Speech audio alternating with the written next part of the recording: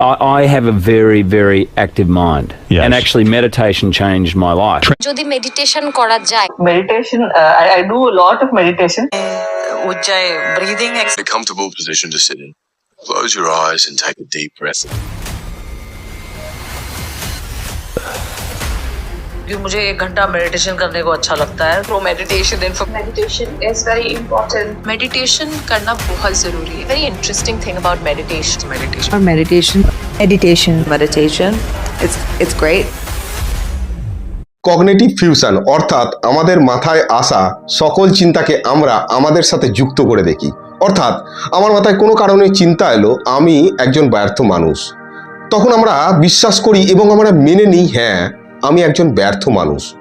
এক্ষেত্রে খুব ভালো করে যদি লক্ষ্য রাখেন, আপনাকে কেউ ব্যর্থ বলেনি, আপনি আপনাকেই সার্টিফিকেট দিচ্ছেন। আর কগনিটিভ ডিফিউশন, এক্ষেত্রে আমরা চিন্তাটাকে এইভাবে করতে শিখি যে হ্যাঁ এটা আমার চিন্তা আমার যে কোনো জিনিস নিয়ে আসতেই পারে, তার মানে যে চিন্তাটা এসেছে সেটাই আমি, এর অর্থ কিন্তু এটা নয়।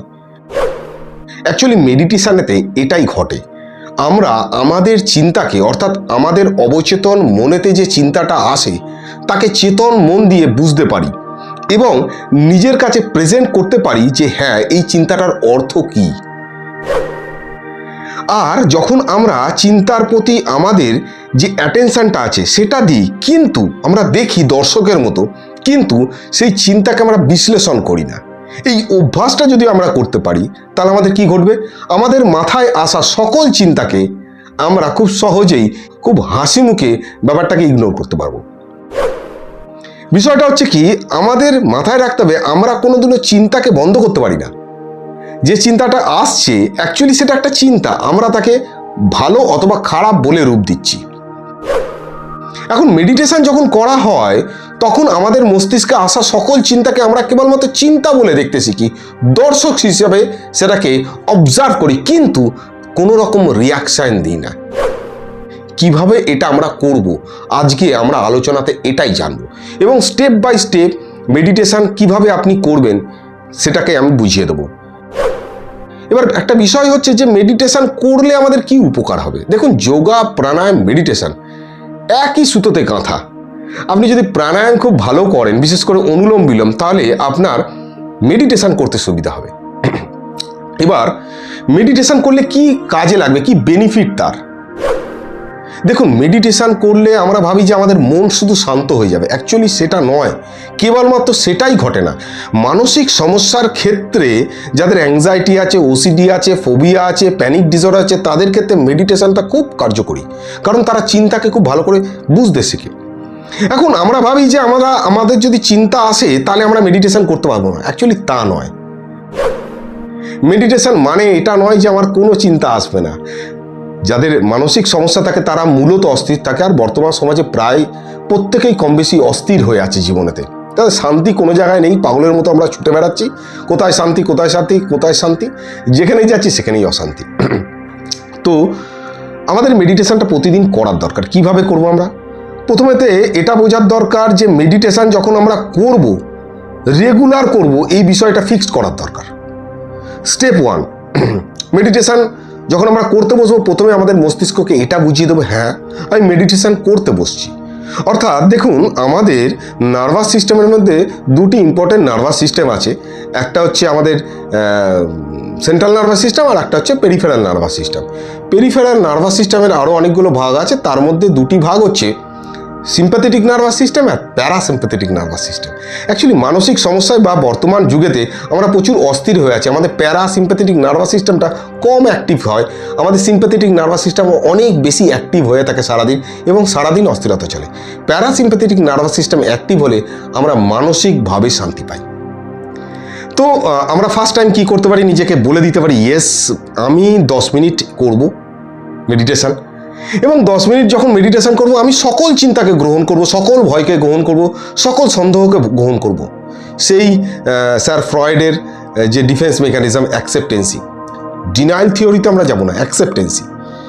তো আমরা যখন নিজেকে বলে দিলাম যে হ্যাঁ আমার মাইন্ড সেট আপ তৈরি করে দিলাম, ইয়েস আমি 10 মিনিট এটাকে গ্রহণ করব। এবার ব্যাপারটা হচ্ছে যে স্যার আমি গ্রহণ করতে তো পারি না, একটা বিষয় আছে। দেখুন, যখন আপনি আপনার মাইন্ডসেট করতে শুরু করবেন, সেটা হতে শুরু করবে। হঠাৎ করে ধরুন আমি বাড়িতে বসে আছি, আমাকে যদি কেউ বলে বাড়ির লোকজন যে একটা 25 কেজির বস্তা আছে চালের, সেটাকে নিয়ে আসতে হবে, বড় বিরক্ত লাগবে। আমি শুয়েছিলাম বা বসেছিলাম, কিন্তু যদি আমি জিমে যাই, সেই 25 কেজি কিন্তু আমি আনন্দেতে তুলব, আমার কিন্তু চাপ লাগবে না, অর্থাৎ মাইন্ডসেট। ঠিক সেই রকম আমি নিজেকে বলে দেবো যে হ্যাঁ, আমি মেডিটেশন করতে বসছি, 10 মিনিটের জন্য আমি সকল চিন্তাকে গ্রহণ করতে প্রস্তুত, কিন্তু আমি রেসপন্স করব না, আমি অবজারভার অর্থাৎ দর্শক হিসাবে থাকবো, দেখব, কিন্তু কোনো রকম উত্তর আমি দেবো না। সেটা কিভাবে আমরা স্টেপ বাই স্টেপ জানবো। এরপরে কি করলেন? এরপরে আপনি 30 থেকে ব্যাকে আসা শুরু করলেন, গোনা শুরু করলেন, 30, 29, 28, ধীরে ধীরে 30, 29, 28, 27, 26 মনে মনে আপনি গোনা শুরু করলেন। আচ্ছা, এর মাঝখানে বলে নিই যে আপনি যখন করবেন, আপনি দুটো পশ্চারে করতে পারেন। একটা পশ্চার হচ্ছে আপনি একদম বসে আপনি জ্ঞান মুদ্রাতে বসলেন, আমি পশ্চার দুটোর ছবি দিয়ে দিচ্ছি। ঠিক এই প্রথম পশ্চারেতে আমরা বলে নিই আগে, তারপর দ্বিতীয় পশ্চারে যাচ্ছি। ঠিক এইভাবে বসে আপনি করতে পারেন এবং আপনার নাম্বার কাউন্ট হয়ে গেল।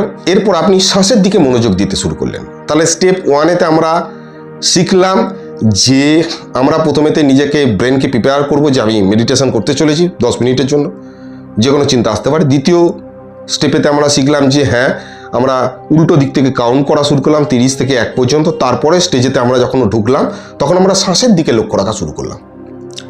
আমরা শ্বাস নিচ্ছি এবং ছাড়ছি, সেই দিকেই আমার মনোযোগ আছে। এই পর্যন্ত সব ঠিকঠাক।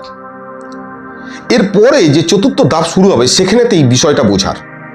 চতুর্থ ধাপে আপনি খানিকক্ষণ শ্বাস নেওয়ার পরে ছাড়ার পরে যখন মনোযোগটা পুরো শ্বাসের দিকে আছে, হঠাৎ করে দেখবেন আপনার চিন্তা আসা শুরু হলো। চিন্তা বলতে যে কোনো চিন্তা, পাখা চলছে, লাইট জ্বলছে, বাইরে কুকুর ডাকছে, এভরিথিং ইজ থট, প্রত্যেকটাই হচ্ছে আমাদের চিন্তা। এর মধ্যে আমাদের চলে আসবে হ্যাঁ, আমার কি হার্টের সমস্যা হলো, আমার কি রান্না বাকি আছে। প্রত্যেকটা চিন্তাকে কিন্তু আমরা বুঝবো, কিন্তু তাকে উত্তর দেবো না, কিন্তু ভাবে ভেসে যাব না বা অ্যানালাইসিস করবো না। আমরা কি করব? তার লেভেলিং করে দেবো। অর্থাৎ আমি বসে আছি, আমার গায়ে বাতাস লাগছে, হাওয়া লাগছে, এটা কিসের চিন্তা আসলো, কিসের বিষয়ে হলো, এটা কিসের অনুভূতি? বাতাস লাগার অনুভূতি। তার আমার চিন্তা আসলো, সিম্পল লেভেলিং করে দিলাম। আমার মনে হচ্ছে আমি টেস্ট করেছি হার্টের, কিন্তু আমার মনে হচ্ছে ইসিজিতে কোনো গন্ডগোল আছে, আমার হার্টের কোনো প্রবলেম আছে। ডাক্তার বলে দিচ্ছে নেই, কিন্তু তার সাথেও আমার চিন্তাটা আসছে হার্টের কোনো প্রবলেম আছে। তাহলে কি? হার্ট অ্যাটাকের ভয়, এটা হার্ট অ্যাটাকের ভয়ের চিন্তা। এটা আমার মনে হচ্ছে যে পৃথিবীর সবাই সুস্থ, আমি সুস্থ না। কি করছি? আমি তুলনা করছি। জামা কেনার চিন্তা এলো, পোশাক কেনার চিন্তা, বৃষ্টির চিন্তা আসছে, আবহাওয়ার চিন্তা, গরম পড়েছে, প্রচণ্ড গরম করছে, আমার কিসের চিন্তা? আবহাওয়ার চিন্তা।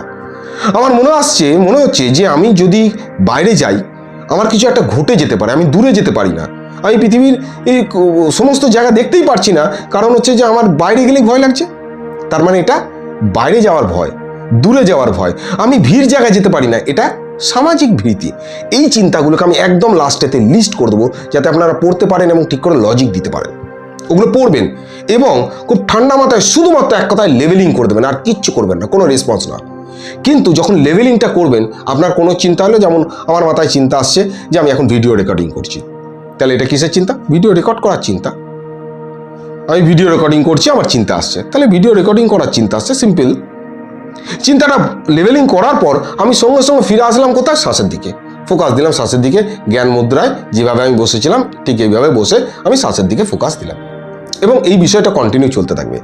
এরপরে যদি দেখা যায় যে আমি তার সত্ত্বেও ভেসে যাচ্ছি ভাবনাতে, তখন আমি নিজেকে বলবো স্টপ, আমি বসেছি মেডিটেশন করতে, কোনো বিষয়ের জাজমেন্ট করতে নয়।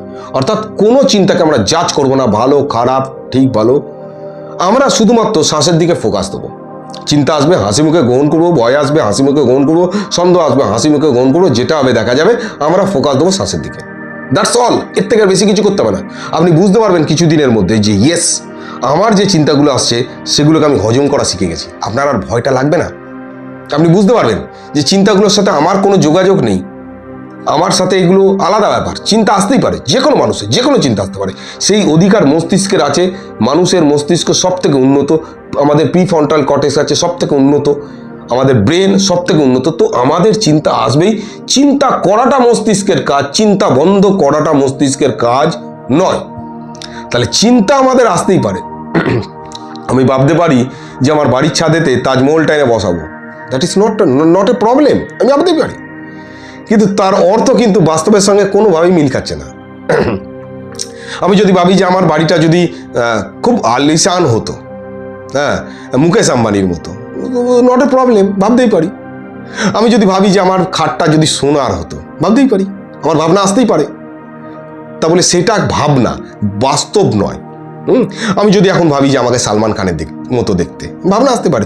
যদি আমাকে সালমান খানের মতো দেখতে হতো তাহলে কি হতো, ভাবনা আসতেই পারে। কিন্তু আমাকে সালমান খানের মতো দেখতে নয়, আমাকে আমার মতো দেখতে। তাকে দেখতে অনেক হ্যান্ডসাম, আমার চুল উঠে গেছে, তো আমাকে দেখতে হ্যান্ডসাম না, এটাই বাস্তব। তো এটা কিসের চিন্তা আসছে? তুলনা করছি আমি, সিম্পল দিয়ে ছেড়ে দাও। এটা হচ্ছে মেডিটেশন। তাহলে আমরা এইভাবে মেডিটেশন করব বসে। যদি বসে না করতে অসুবিধা হয় তাহলে শুয়ে করতে পারি। কিভাবে?